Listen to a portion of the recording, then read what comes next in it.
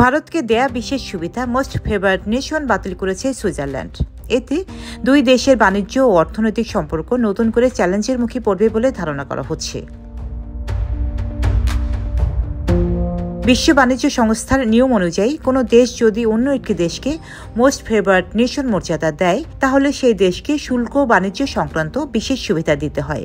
এতদিন সুইজারল্যান্ড ভারতকে এইসব সুবিধা দিত, কিন্তু এখন এই সুবিধাটি বাতিল করার ফলে ভারতের পণ্য রপ্তানি ও দ্বিপাক্ষিক বিনিয়োগ বাধাগ্রস্ত হতে পারে বলে ধারণা করা হচ্ছে। MFN ধারা অনুযায়ী ভারত ও কোনো তৃতীয় OECD দেশের মধ্যে লভ্যাংশ ও সুদ, রয়্যালটি বা প্রযুক্তি সেবার ফির ওপর কম করের হার প্রযোজ্য হলে তা সুইজারল্যান্ড ও ভারতের ক্ষেত্রেও প্রযোজ্য হবে।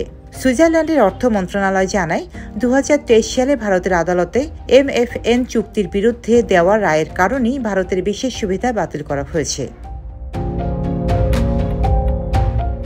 চুক্তি মোতাবেক সুইজারল্যান্ডে ভারতীয় বিনিয়োগ প্রতিষ্ঠানগুলোকে 5% আয়কর দিতে হতো, কিন্তু 2023 সালের রায়ে ভারতীয় আদালত সুইস প্রতিষ্ঠান থেকে 10% কর দাবি করে। এরই প্রেক্ষিতে বুধবার রায়ে সুইজারল্যান্ডের সুপ্রিম কোর্ট ভারতকে দেওয়া বিশেষ সুবিধা বাতিল করেছে।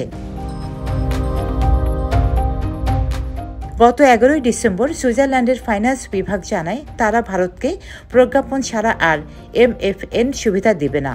তাই আগামী বছরের 1 জানুয়ারি থেকে MFN সুবিধা স্থগিত করার সিদ্ধান্ত নেওয়া হয়েছে।